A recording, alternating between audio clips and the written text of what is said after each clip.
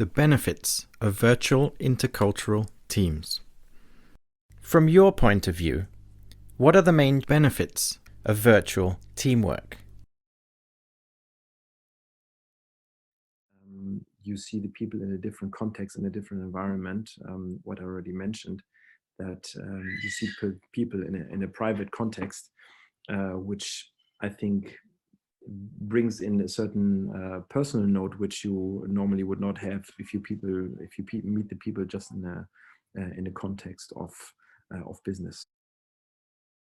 So I would say cost benefits, because there's no traveling anymore, and also the flexibility to meet wherever you are.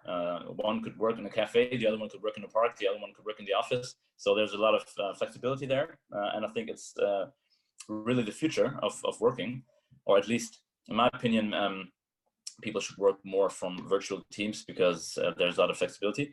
And also the third benefit, I think, is you're able to build a more inclusive and more diverse teams, because you don't have to travel to a country.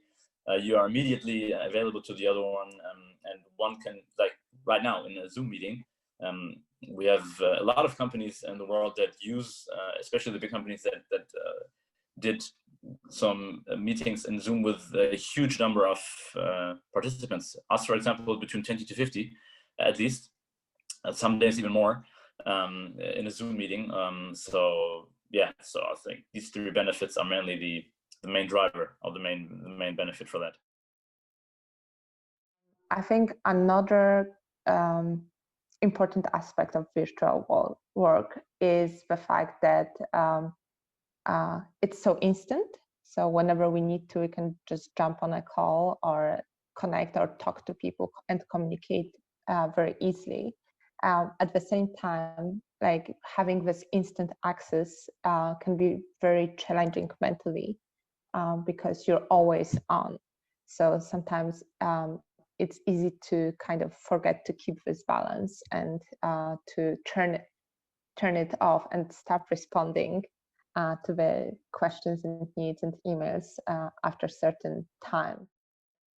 So coming from different cultures with different perspectives can be very valuable when it starts to go into creative processes and solving problems, to manage projects together. So different perspectives are very, very welcome.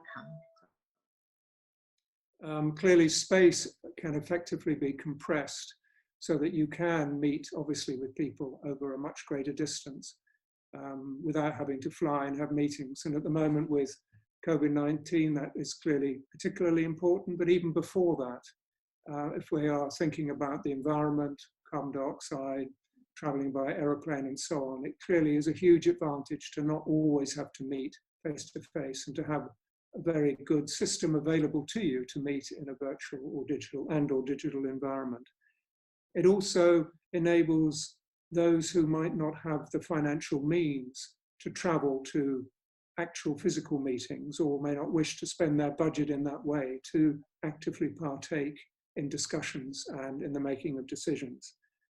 And it's also possible to have more frequent interaction, more timely interaction that perhaps a virtual meeting might preclude, because there simply isn't the time in terms of resources or staff to meet face-to-face always. I would say mainly it's the flexibility.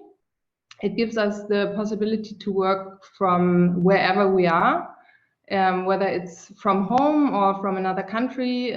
We can always work together as a team. But also we now have the setup to work with our customers wherever we are and wherever they are.